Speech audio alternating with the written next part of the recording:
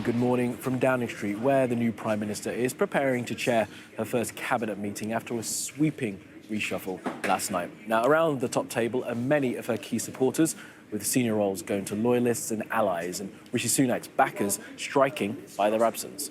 Now, the New Look government is expected to discuss a multi-billion-pound plan to try and help households and businesses struggling with soaring energy costs, with an announcement on any emergency measures due as soon as tomorrow. Now, it's an issue likely to feature heavily in PMQs this lunchtime, when Liz Truss will go head-to-head against Sir Keir Starmer for the first time. Well, our first report this morning comes from our chief political correspondent, John Craig. Frankly, the idea of being stuck in a lift with Keir Starmer strikes me as extremely boring. Liz Truss's uncharitable verdict on the Labour leader during Tory leadership hustings. Today, less than 24 hours after walking into 10 Downing Street, she'll clash with Sir Keir at Prime Minister's questions for the first time, in her Commons debut as Prime Minister. Before then, after completing her cabinet appointments last night, Ms Truss will hold the first meeting of her new cabinet in Downing Street. In a cull of Rishi Sunak's supporters and promotion for allies, Kwasi Kwarteng is confirmed as Chancellor, Suella Braverman Home Secretary and James Cleverly Foreign Secretary. But the big winner is Ms Truss's close friend Therese Coffey, who becomes Deputy Prime Minister along with Health Secretary. For the new PM, her priorities are the economy, energy and the NHS. As strong as the storm may be, I know that the British people are stronger. I am confident that together we can ride out the storm, we can rebuild our economy, and we can become the modern, brilliant Britain that I know we can be. There'll be action on energy bills this week. Nobody fails to realise the size of the problem. It is an extraordinary problem. Any MP now knows what problems businesses are facing, and individuals have similarly been facing those problems. That's likely to be the focus of the Labour leader's attack at PMQs.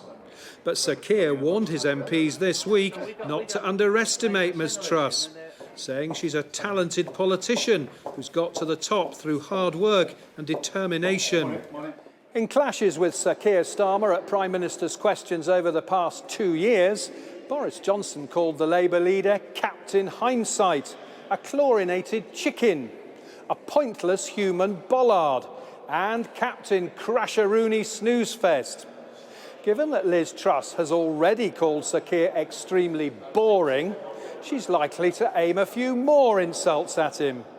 But back in Downing Street, as well as facing political challenges, Ms Truss and her husband are beginning a new life. John Craig, Sky News. Now, Ms Truss's New Look cabinet will meet for the first time this morning. So let's take a closer look in some more detail at who is who. Now, as expected, Kwasi Kwarteng, the former business secretary, has been confirmed as the new Chancellor of the Exchequer. James Cleverly is the new Foreign Secretary. Suella Braverman, who also stood as a candidate for leadership, is going to be the new Home Secretary. Ben Wallace has been named as Defence Secretary, so he stays on, and Therese Coffey has been appointed as the new Deputy Prime Minister and Secretary of State for Health. Jacob Rees-Mogg is the new Business Secretary, and Brandon Lewis has been named Justice Secretary. Now, Nadhim Zahawi, who served just 2 months as Chancellor, is now a Cabinet Office Minister. Well, in some of the other appointments, Wendy Morton has been named as Chief Whip, a key role. Penny Mordaunt, who was another leadership hopeful, is now leader of the House of Commons. And Kemi Badenoch is also in Cabinet. She's been appointed International Trade Secretary. While Kit Malthouse is the new Education Secretary. All right, let's bring in our political correspondent, Tamara Cohen, who is here with us throughout the morning. Tamara, good morning to you. So we've laid out who's in and who's out. Just take us through some of those appointments. Well, look, it was a bit of a bloodbath, politically speaking, yesterday. New Prime Minister Liz Truss comes in, pays fulsome tribute to Boris Johnson here on the steps of Downing Street. But even before she'd got in the door, many Number 10 staff and aides had been told their services were no longer required. And when she appointed her cabinet, many of which were not particularly surprising, we'd heard for some time that we'd see quite Kwasi Kwarteng as Chancellor, for example, James Cleverly to the Foreign Office. And some of these new cabinet ministers had already been holding talks with their new departments in preparation for it. Jacob Rees-Mogg at the Business Department, that appointment will surprise a few people. But I think the first takeaway from this is it's a complete purge of Rishi Sunak supporters. Those who had thought that Liz Truss, particularly in the light of not having that resounding a win with the members, might try to reach out, were left disappointed and a bit dismayed. Now, you may see Rishi Sunak supporters get into some of the more junior ranks who will be appointed today, so they may not be completely cast out, but certainly we're seeing Liz Truss appointing her close supporters and her close allies during this campaign. And for those who said that Boris Johnson had not appointed all the talents to his cabinet, had been more concerned about rewarding his friends than getting the best people in the jobs, I don't think we'll see those concerns quieten down. But I think another thing that's really, really noteworthy is in the top jobs, Liz Truss, Kwasi Kwarteng, James Cleverly and Suella Braverman, leadership contender as well at the Home Office, there are no white men, and that is such an important moment for diversity in British politics, and particularly for the Conservative Party. Yeah, it's a really remarkable moment, and one that should be noted. And the decision that she has made to not have people from the Rishi Sunak side, from other parts of the party, goes against all the advice that was sort of put around in the final moments of the leadership contest. I mean, what does it tell us about her early decision-making, do we think?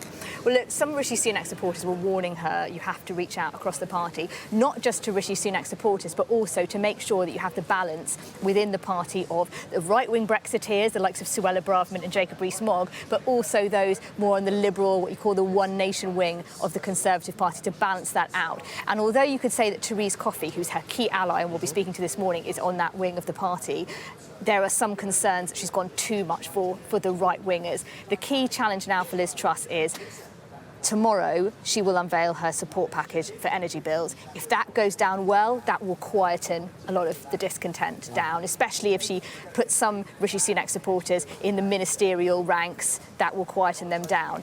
The risk is that having appointed a cabinet full of those close to her who agree with her, if that doesn't pan out well, the discontent could start coming pretty quickly from those who feel alienated, feel disgruntled that they have been sort of cast out of her administration. We'll come on to some other appointments in a moment. Let's focus on the appointment of who's going to be in number 11. And that relationship between Prime Minister and Chancellor is essential if you can have a well-run government. I mean, talk to us about the relationship between Liz Truss and Kwasi Kwarteng. So Liz Truss is somebody she's been in cabinet for 8 years. She's not someone who has tons of close friends in politics, but the ones she does have are Therese Coffey, who is now Deputy Prime Minister, and Kwasi Kwarteng, who is now at number 11. He's been Business Secretary for a number of years. He's very immersed in the whole issue of energy bills.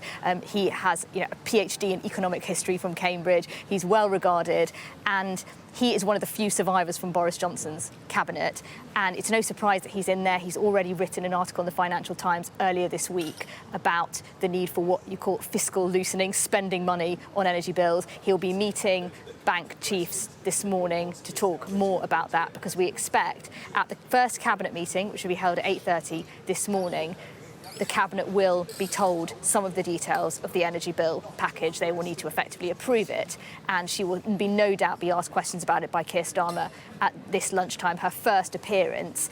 Of course, she won't set out the details because that's coming tomorrow, but she'll give some strong signals about it. And that will be an interesting one, PMQs, because Liz Truss has said during the campaign, I'm not the best performer, I'm not the slickest. We saw her speech here last night. There was a clear contrast to Boris Johnson, wasn't there? He didn't have no jokes. No jokes. It was quite serious. It was quite business-like. Yeah. And in the Commons, you do, and she's been a cabinet minister for a long time. She does know how to perform in the Commons, but you need to sort of get the benches behind you going a bit. And we'll see if she takes a slightly different tone from the sort of quite straight down the line Liz Truss that we've seen so far. Yeah, we'll talk about that in a moment. But just sticking with that plan to help people with their energy bills. We have some reporting on what we might be seeing. Better talking yesterday about it being a huge shock and awe plan, a huge amount of money being spent. Have we got any more detail from the source we're speaking to about what there may be in it? So what we understand is that, having railed against the idea of giving people what Liz Truss called handouts, i.e. money to help pay their energy bills, we now know that she is looking at a freeze of energy bills, as proposed by the Labour Party. She said that it was not something a route she wanted to go down. Many of her supporters have talked about doing something more targeted. We know she's looking at a freeze of energy bills at the level of around £2,500. Now, to give you a sense of, this has not been confirmed yet, but to give you a sense of what that is, so the current price cap is just under £2,000. Under the previous government, Boris Johnson and Rishi Sunak, people given £400 each to help with their energy bills. So it's around the current level of energy bills, and they're looking at a freeze at that level, and also support for businesses who are struggling as well. If she does that, that is really, as Paul Johnson said yesterday of the IFS, a big bazooka. It's massively expensive. It's probably over £100 billion, but you could certainly say she will have seen the scale of the challenge and risen to it. So it looks like her and her team are preparing something very, very significant. The key questions which we were discussing yesterday are how exactly it's paid for. There's talk of a mechanism whereby they freeze the wholesale price of gas and the government loans money to the energy companies. The question is that all going to be funded by borrowing? She obviously doesn't want a windfall tax. Will she U-turn on the idea of a windfall tax, or is there going to be a suggestion that we all pay it back on our bills years into the future, which you can imagine could be quite politically difficult? So a lot of questions to answer, and frankly, getting it out the door this quickly perhaps does mean that, of course, she's under pressure to do so, does mean there's going to be a focus on have the details really been worked out. Yeah, and is there a sense as to which one they're leaning towards? It would feel to me from some of the reporting I've been reading that borrowing the money is the quickest and most effective way of them doing it at this point, and then paying it back over decades. Yes, the question is, of course, will people be told that they will be paying it back over decades, in contrast to Labour saying, well, we'd get the energy companies to pay for it. So I think how exactly it's funded and whether she goes against what she said during the campaign, which is that she won't extend the current windfall tax. Be surprised if she does do that, but that is going to be one of the key questions, and exactly how the mechanism will work with the energy companies and what that will mean for Britain's sort of reputation on international markets. All these things are going to be picked over tomorrow, but I think today will be more about signalling, about saying what sort of package she's thinking about, because she'll get questions on this at Prime Minister's Questions, and whether she's seen as having a win over Keir Starmer, whether she's got any good lines in her back pocket written for her by her team in order to cut. We've seen during this campaign she's been very political, hasn't she? She's been very undiplomatic about Nicola Sturgeon, about Mark Drakeford in Wales, calling him a low-energy Jeremy Corbyn. What names might she have ready to say to Keir Starmer? Because this is the first PMQs, is when Prime Ministers often try and sort of rally the benches behind them with a few kind of more pointed remarks about the opposition benches. We'll see what she's got. It's funny, it seems she's funny when she's off the cuff. When she has those prepared remarks like that Carlisle to Kiev line, it didn't really land very well. So it will be interesting to see whether the prepared remarks that they're probably going through around about now are going to be funny enough. Let's have a little go through the newspapers this morning, tomorrow, and of course, all of them dominated by Liz Truss and her speech yesterday. Yeah, this is the front page of the Telegraph we've got, which is. We can ride out the storm. That's, of course, what she said. She missed the storm herself as she turned up here to speech. Only just, well-timed, just in between downpours yesterday. Yeah. I mean, talk to us about some of the details they've got there. They've also got that line about the energy bills being frozen at $2,500. They do, which Sky News understands as well. It talks. All the papers focus on what she said about energy, and also one about her cabinet and the fact that very few Sunak supporters have survived.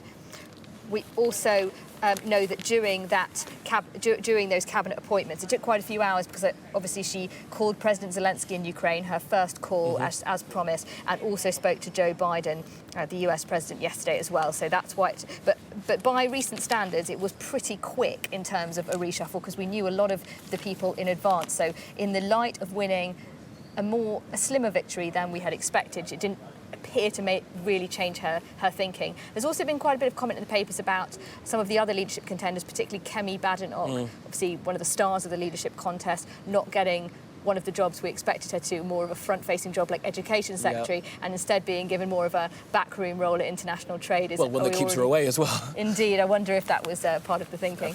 Possibly. The Mirror, anti the Conservatives, obviously saying, you now fix the Britain you lot broke, and of course reminding us that the Conservatives have been in government for some time. Are they giving her any chance at all to try and get through it? What are they calling for there? They're saying she has to deliver now. That you can't no more complaining because they're saying that it's 12 years of Conservative government which has got us into this mess. That's the Daily Mirror's view. There's also a lot of chat about Boris Johnson's speech yesterday, which of course we witnessed, and Yes. about how it was a bit bitter and gave us a bit of a hint that he may not be departing the political scene And either. we're not going to talk about Cincinnatus again because it gave me a bit of a headache trying to work out exactly what he was trying to say. Let's look at the Daily Mail, which, of course, supports Liz Truss and wants to give her the best possible start. Together, we can ride out the storm, and as they attacking say. the left-wing Twitterati for not liking Liz Truss. A little look at that. And a picture of Liz Truss walking in. It must be quite a daunting walk from that car to the podium. I think she handled it pretty well. Indeed, especially when you've just had an unexpected flight back to and from Scotland in the morning. And we've got the Eye here as well. They are talking about the Truss era beginning with a tax warning. And she did talk in that speech on the steps of Downing Street about tax cuts. I mean, this is going to be the big thing, isn't it? Because she's going to cut taxes, but then borrow and then pay it back. I mean, borrow. where's She's the money also going to come talked from? That's the about, question. and we'll talk to Therese Coffey about this, sorting out the NHS, making sure people can get a GP appointment, getting Britain working again, you know, with lots of discussion about how people can't get a GP appointment, delays in a passport office, delays everywhere, and she says she's going to sort all of that out. Well, that all costs money, and if you're spending £100 billion on energy bills, there may not be very much money left over for all these things, especially since she also wants to increase defence spending quite significantly by the end of the decade. We'll speak to Therese Coffey about exactly that, because as Health Secretary, of course, Liz Truss has said that she's going to get rid of that health and social care levy. She is. They're still going to borrow the money, and she said they'll still tackle the backlogs with the same amount of money. We just won't be paying it on our national insurance. And she's also talked about how she wants more of the money to go into social care, because she says that it's, you know, there's problems in the social care system which are making things more difficult for the NHS, which I'm sure the social care sector would be cheering, but in the NHS they'll be saying there are 6 million people on the waiting list and we desperately need that money. So these are the difficult decisions that she will have to make as Prime Minister. And of course they'll be discussing it now as they prepare for the first cabinet. Let's look ahead a little bit, if we can, to Prime Minister's questions. It's always the highlight of the week for people who are obsessed about these things like you and I. I mean, she has said, as you point out, that she's not the best of performers. But how will she be preparing, do you think, for this moment? Look, she knows that she's going to be tackled about energy bills, and she can't give all the answers today because we're not expecting details of that package until tomorrow. She's managed to be studiously vague about this energy bill package for the entirety of the leadership contest.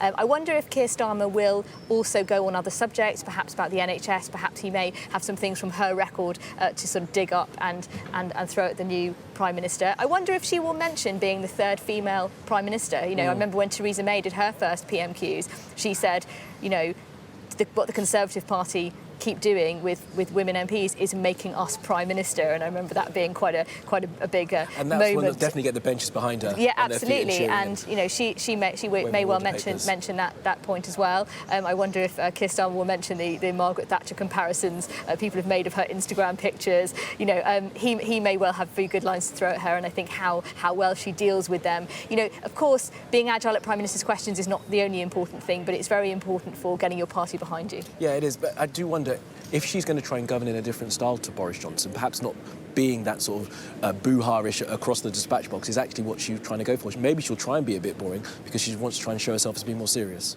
Look, Liz Truss's allies say she's a serious person for serious times, and that she is a hard worker, she's a grafter, she's got to where she is through sheer determination and wanting to change things. But she's also, during this campaign, she's grown in terms of her presentation, and she seemed to be really enjoying herself towards the end of some of those hustings. But she was delivering lines that she had delivered many times before, and now she's going to be having different challenges thrown at her every day. And she is someone who sometimes speaks off the cuff, says things that you think, did she mean to say that? So I think we'll see Liz Truss, the leader today, and for many members of the public, she's not been in a lot of hugely public-facing jobs. She's not been Health Secretary or Education Secretary. Most of her cabinet roles have been perhaps more in the shadows, only coming forward at certain times. And so it'll be interesting to see her front and centre and exactly how she comes across. Yeah, and how she handles it all. Well, they are preparing, of course, for, well, first of all, the first cabinet meeting, which will be taking place at around 8:30, is that That's right? right? And then at 12:30, of course, Prime Minister's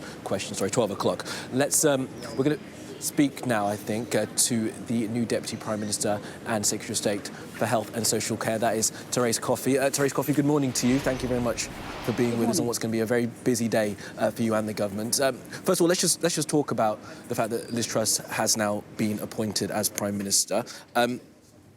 What kind of vision do you think that she'll be able to bring to the country?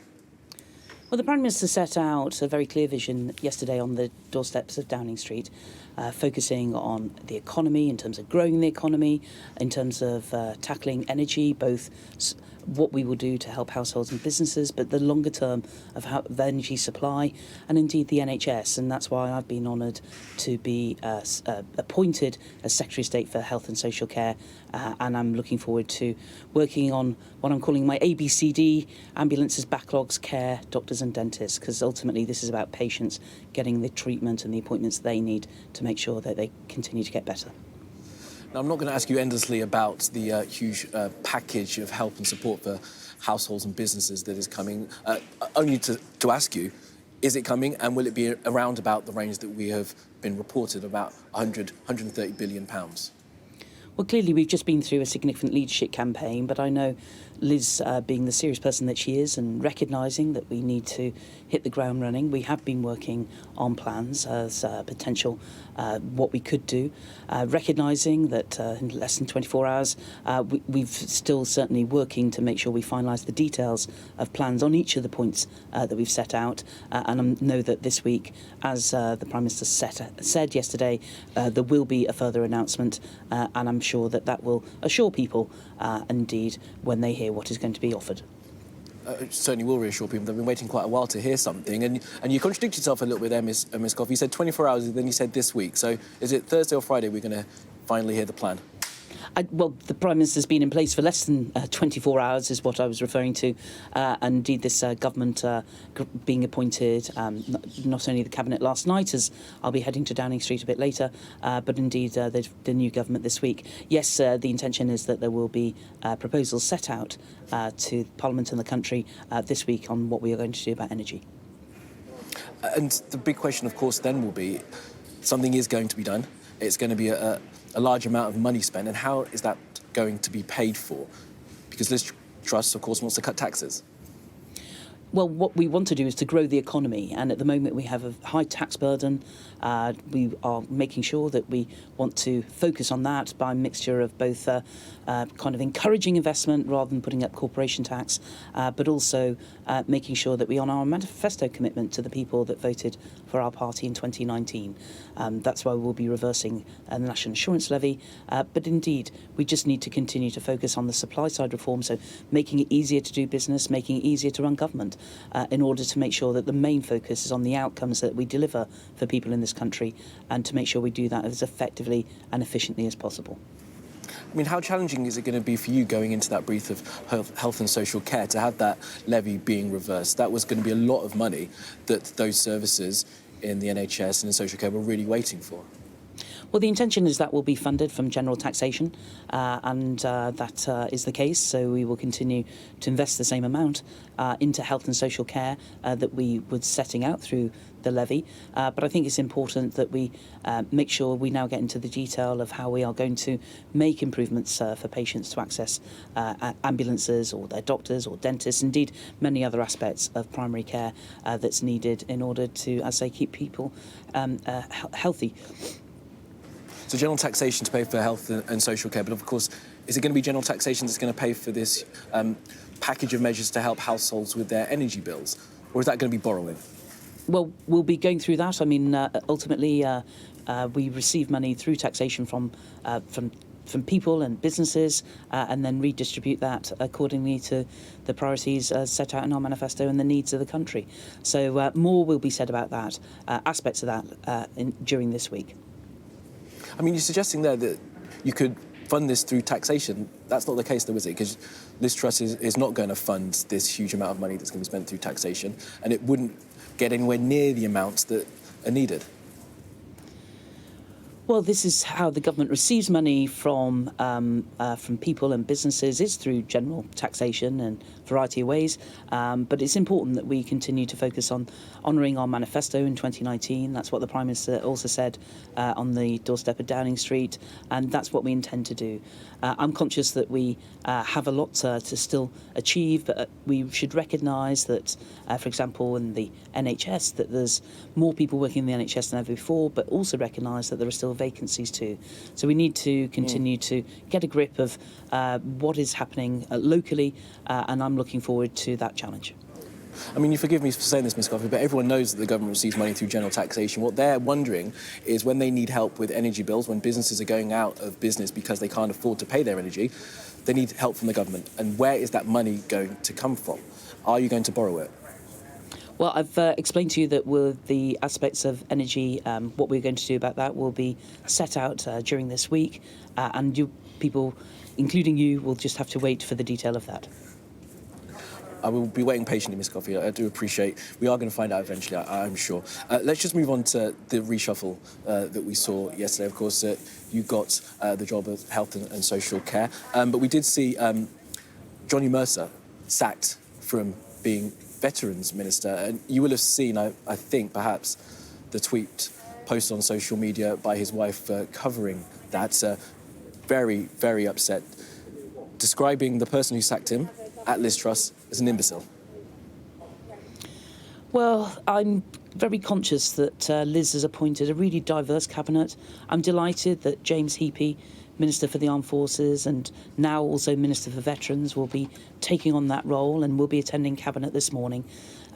This is, I think, a government of all the talents that we have in this party, and I know that the Prime Minister is very focused on delivery, focused on pace, and that is what we will be aiming to achieve, including for our armed forces and indeed our veterans.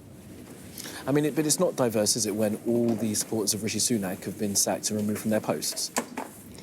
I'm very conscious that during the contest, the majority of people in Cabinet supported Liz Truss to become Prime Minister. Liz is now the Prime Minister.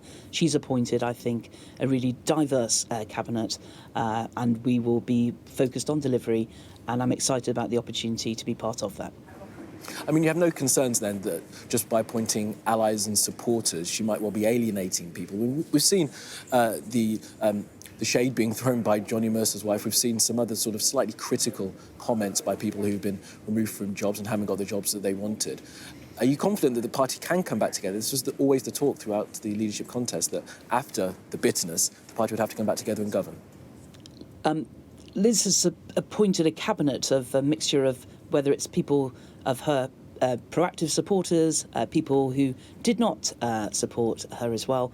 She isn't focused on about people who support her or not. She's focused on about a government of all the talents. The rest of the government will continue to be appointed during today, and I think that people will be able to see that we will continue to focus and have a broad church of people in our government, and I'm very conscious that the Conservative Party, one of the greatest parties on earth, will continue to be united and to make sure that we really turn our focus on delivery of our manifesto, delivery of against the challenges that we face today, right now, and indeed making sure that we are also concerned sufficiently to make sure that we are focused on the next general election too.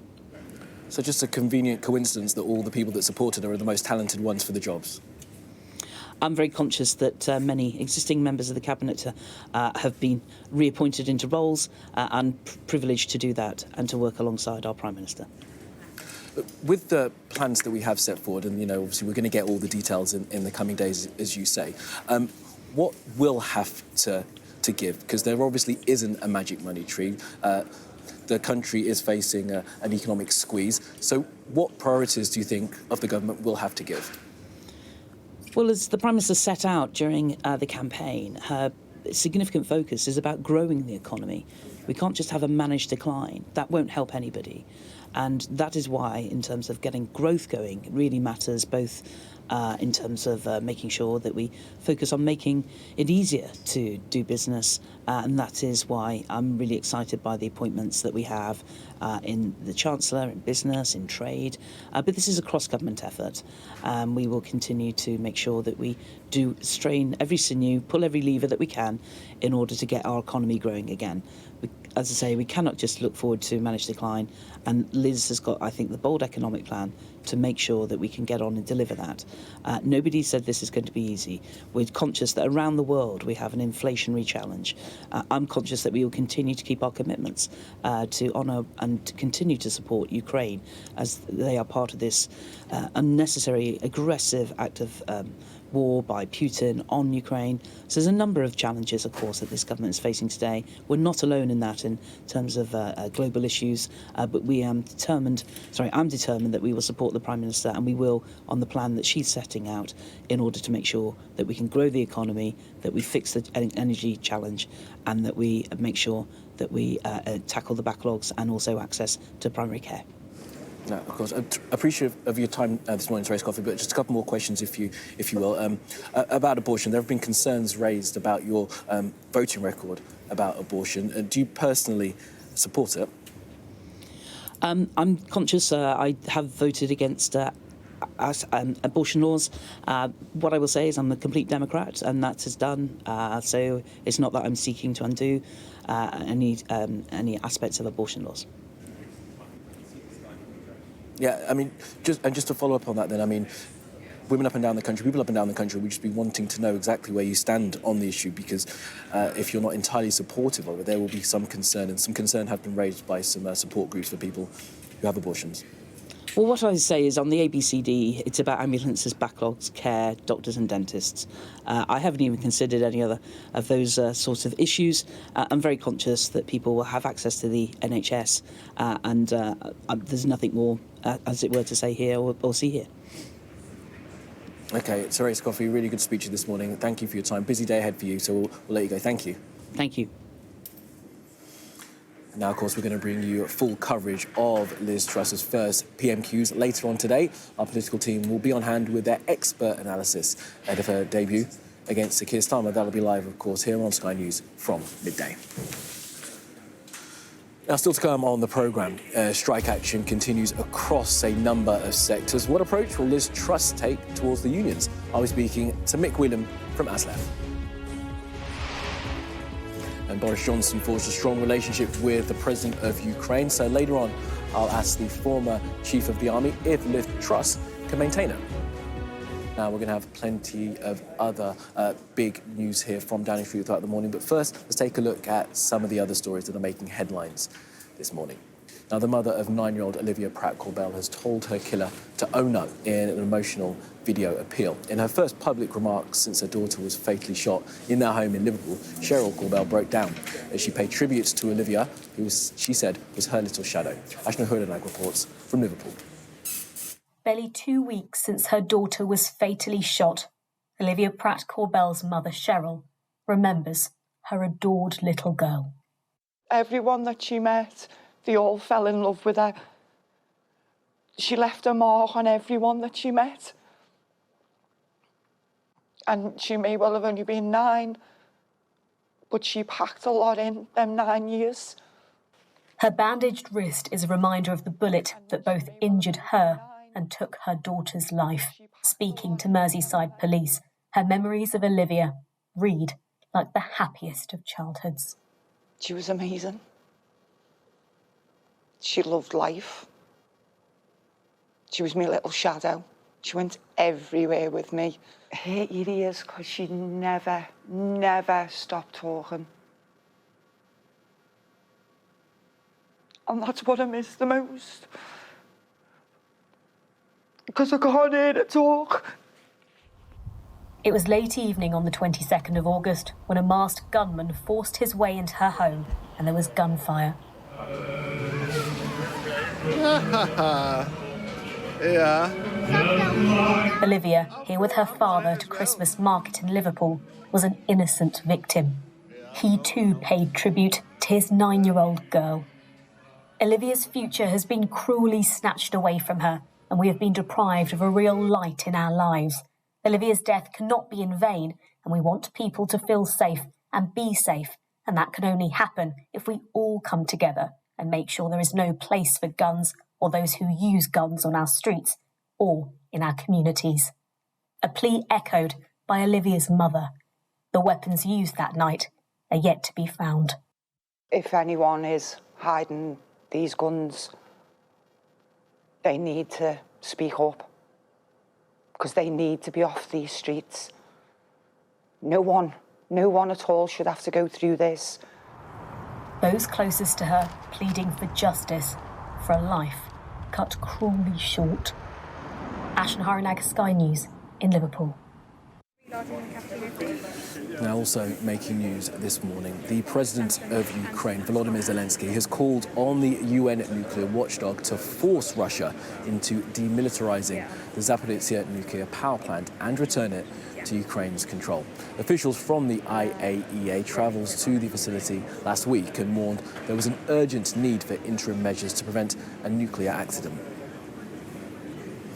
A report in the Washington Post says that details of a foreign government's military and nuclear capabilities were among the documents that were seized by the FBI when they raided Donald Trump's Florida home last month. The paper quotes people close to the investigation but doesn't specify which country or whether the country is hostile to the United States. Now, Sky News has not yet been able to confirm the Post's reporting. And a woman who can smell Parkinson's has helped scientists at the University of Manchester come up with a test which spots the disease. Joy Milne from Perth has a rare condition which gives her a heightened sense of smell. The 72-year-old noticed her late husband Les developed a different odour some 12 years before he was diagnosed with the disease. Wow. And the US e-cigarette maker Juul has agreed to pay almost $440 million to settle a multi-state investigation into its products. Juul is accused of being behind a surge in teenage vaping by marketing its high nicotine products to young people. The settlement amounts to a quarter of the company's annual sales in the US. Authorities in Pakistan are attempting to widen a breach in its biggest lake to keep the water there from overflowing and inundating a 4,500-year-old archaeological site. It comes following an unprecedented monsoon season which has affected 33 million people, that's a third of the country, and left at least 1,325 people dead. All right, let's take a look at what the weather has in store for the next couple of days here. Warm memories wherever you go. The weather, sponsored by Qatar Airways. Now, low pressure nearby is keeping things unsettled with strong winds at times, spells of heavy rain and a risk of thunderstorms. It's a muggy start with plenty of rain around, but much of central Britain is going to be fine. Any early fog is now lifting, but looks to be more stubborn across northeast Scotland. Showers will develop widely through the morning, some heavy and thundery, but there will be sunny spells too. Meanwhile, more general rain will clear across the far north of Scotland, where it'll stay quite murky. The weather, sponsored by Qatar Airways. Well, in the last hour, we spoke to the new Deputy Prime Minister at today's coffee, who told us that Liz Truss has been working on plans to provide people with support to deal with huge energy bills. This coffee confirms that Liz Truss will set out her plans to Parliament and the country at some time this week. Clearly, we've just been through a significant leadership campaign, but I know Liz, being the serious person that she is and recognising that we need to hit the ground running, we have been working on plans as potential what we could do, recognising that in less than 24 hours, we've still certainly working to make sure we finalise the details of plans on each of the points that we've set out. And I know that this week, as the Prime Minister said yesterday, there will be a further announcement, and I'm sure that will assure people, indeed, when they hear what is going to be offered. What we want to do is to grow the economy, and at the moment we have a high tax burden. We are making sure that we want to focus on that by a mixture of both kind of encouraging investment rather than putting up corporation tax, but also making sure that we honour our manifesto commitment to the people that voted for our party in 2019. That's why we'll be reversing the National Insurance Levy, but indeed we just need to continue to focus on the supply side reform, so making it easier to do business, making it easier to run government. Now, a cost of living crisis, double-digit inflation and a summer of strikes. It's hard to imagine a more economically tricky picture for Liz Truss as she takes office. Now, one of her top priorities is to get Britain working again, leaving many wondering if this means a more hardline approach to industrial action. Well, let's bring in the General Secretary of the ASLEF Union, that is, of course, Mick Whelan. Mick Whelan, good to have you with us this morning, and good morning to you. So there's more strike action planned. How are discussions going with the companies involved to try and avert the action? Well, we're meeting again today. At this moment in time, we've got nothing to report. I think there's a difficulty within the constraints that have been put upon the companies. We don't actually work for the DfT or the government. We actually work for 14 private companies that are making money, that did make money during the pandemic, but we haven't had a pay rise for 3 years. They've rather morally corruptly signed a deal with the government saying they won't give us more than 2% during the cost of living crisis. That won't be enough. And it is difficult to find a global solution. And how concerned are you that with the new government coming in, there may be more action to try and stop strike action like yours and of course, try and stop any coordinated strike action that may be planned? Well, I just heard the new health minister talk about she was a Democrat. So we already have the worst trade union laws in the world. If not Europe. We have the Lobbying Transparency Bill with the Trade Union Bill. We already had Maggie Thatcher's laws. We're not really the democracy we pretend to be, are we? If the voice of ordinary people, when they haven't had a pay rise for 3 years or have got a genuine issue with either their employer or the government, can't articulate it. So are you going to go for coordinated strike action? I mean, that is going to be discussed at the Trades Union Congress in a short while, isn't it? I believe workers have got a right to stand together. I've always believed that we should be able to support the NHS, we should be able to support those in the public sector. And as part of that debate, I do believe if that debate does take place at the TUC, we would support that.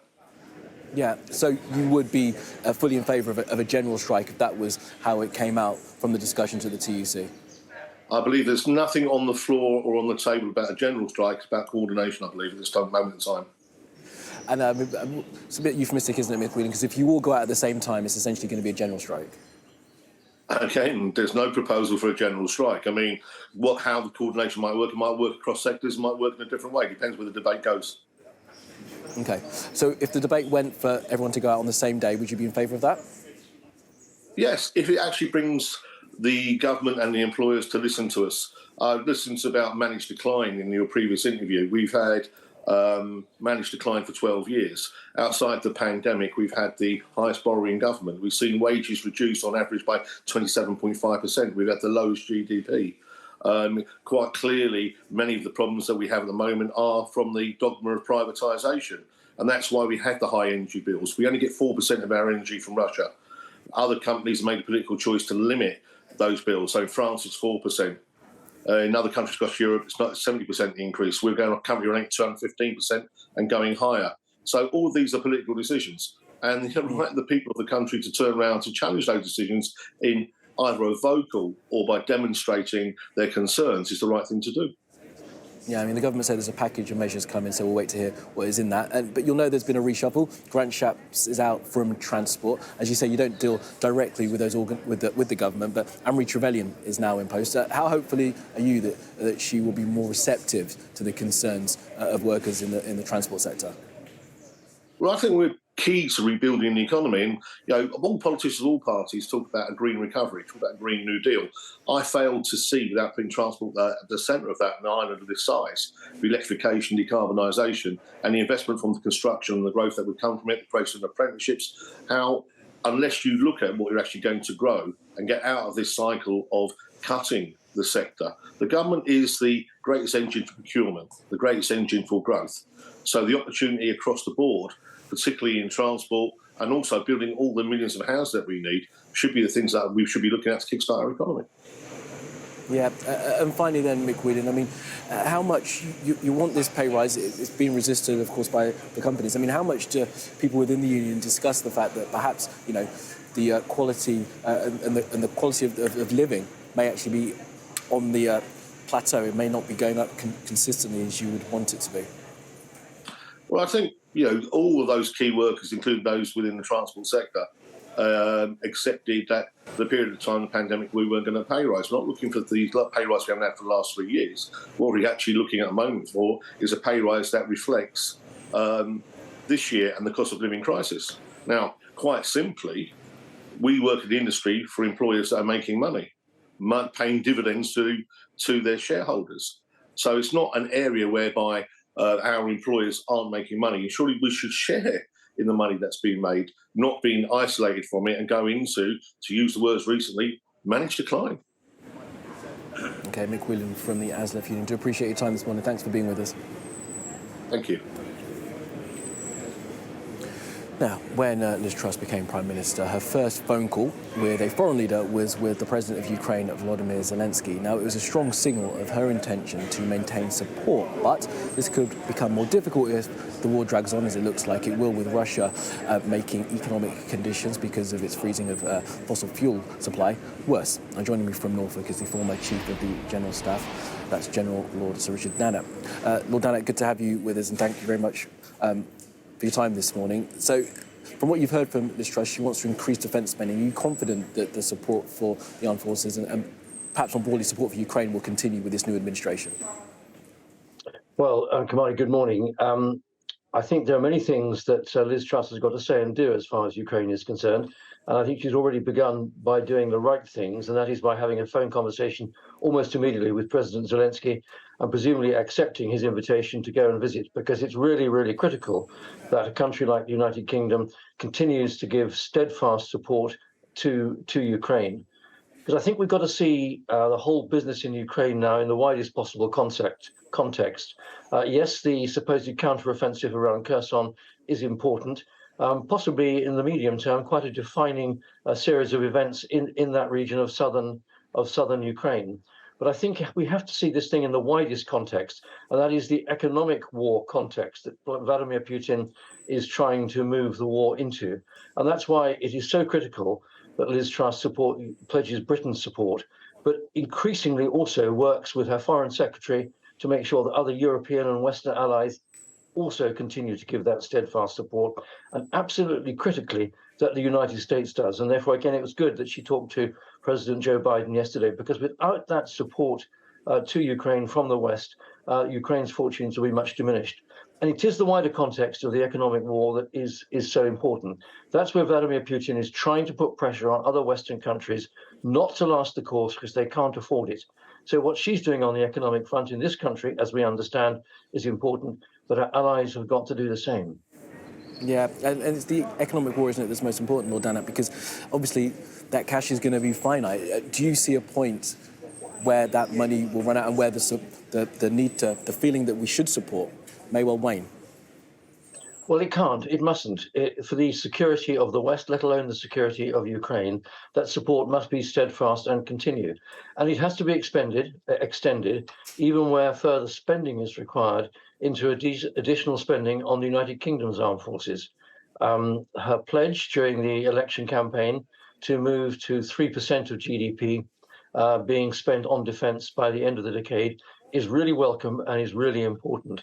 And it does mean there should be a re-evaluation of the integrated review, which was published in March last year, and a re-evaluation of whether the tilt to the Indo-Pacific was indeed right. And of course, we have to ask those questions when we're faced with an ugly, disastrous land war in Europe. And that does lead you to the deduction. And of course, I would say, this being a former head of the army, that we need to increase our spending on our land forces, that aspect of our defence capability. Because if we are going to support our allies, the new NATO nations of Sweden and Finland, existing members with a frontier bordering Russia like the Baltic states and Poland, then we need to be able to make forward deterrent deployments of our land forces to support those countries and send a clear message to Vladimir Putin: you may have made a disastrous incursion into Ukraine, but you must never consider doing it again into any other country that borders yours. And it's only if we make forward deterrent deployments like that with hard capability that we'll be able to get the message over to him. And that will cost, just as the energy price cap support is going to cost a lot of money. So less money, but still a lot of money. An increase in our defence spending absolutely has to be made over the next few years. Yeah, but Lord Dana, let me just push you on it again. And I know you're not an economist and not a politician, so this is outside of your area, but that has to be paid for, doesn't it? It has to be paid for, and something here, perhaps in social care, in healthcare, in education, may have to give to fund the military like that. Are you happy for that kind of balance to be done? Well, you say I'm not a politician and I'm not an economist. We can argue that one a little bit if you like. But the first duty of government, yes, is to defend the security of the United Kingdom itself and its inhabitants. But also the way that a government does that is by exercising priorities and choices. And there are some things that are immediately facing us at the present moment, and they are related to our security. And therefore, the increase in borrowing to deal with the economic issues, the energy crisis that's facing us is very, very important, as is the increase in defence spending. Now, how are we going to pay for all this? Well, of course, government could reduce public expenditure in other ways. I don't think that is necessarily even practically the way to go at the present moment. So we are in the short to medium term, borrowing more. Although interest rates across the world have gone up, they're still relatively low in historic terms, and therefore the cost of additional borrowing is something that this country, certainly for a while, can expect to afford. So it is a question, I'm afraid, of going out to the world markets, borrowing further to do those things that we need to do to defeat Vladimir Putin on the economic front, and then to make sure that our deterrent posture through increased defence spending, particularly on our land forces, is increased to make sure that he is deterred from any further aggression in the future. And Lord Dana, let me talk to you about what's happening in Ukraine and the calls for this demilitarized zone around Zaporizhzhia. Of course, it's held by the Russians right now. There are some IAEA inspectors, monitors on site right now. I mean, how would a demilitarized zone even work in this hot conflict, do you think? And is it possible?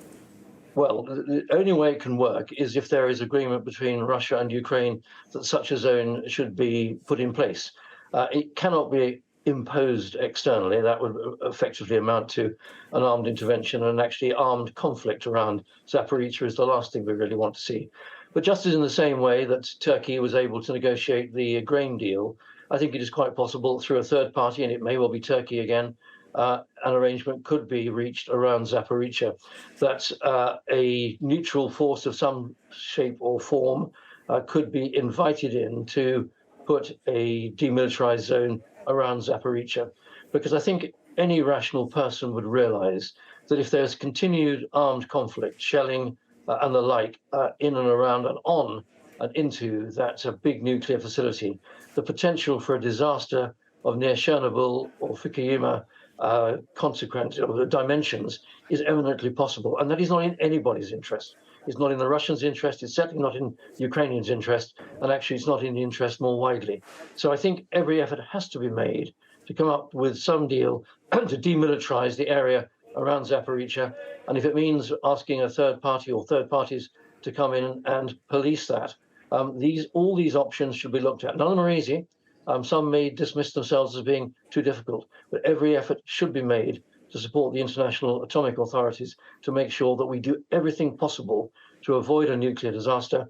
And if one should happen, make sure everything possible has been done to mitigate the effects of it in the interests of millions of people in that part of the world and perhaps more widely.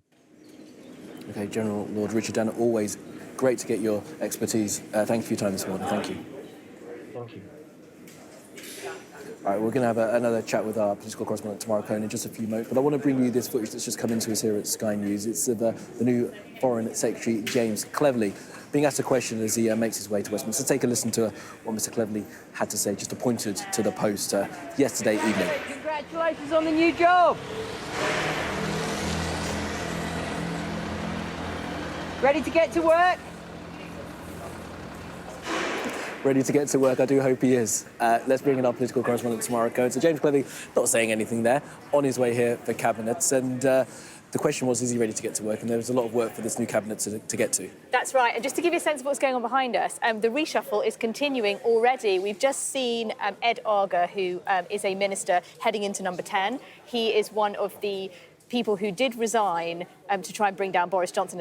He was a health minister. He's now back as a cabinet office minister. Sort of person I would expect to be confirmed by Liz Truss in that job. Everyone who makes their way up the street into number 10 is getting a job. People who get sacked have it in private over in the Commons. But he's gone in, and I think we're going to continue to see the Minister of State, which is basically the second level down from the cabinet, continue to be appointed this morning. So we'll see whether any Sunak supporters make their way into those ministerial ranks at all, because while some of them are pretty dismayed that the cabinet is full of what they see as Liz Truss loyalists, some are hopeful that perhaps in the second tier down, which is still very important, they will have something of a chance to come back. But new cabinet meeting at 8:30.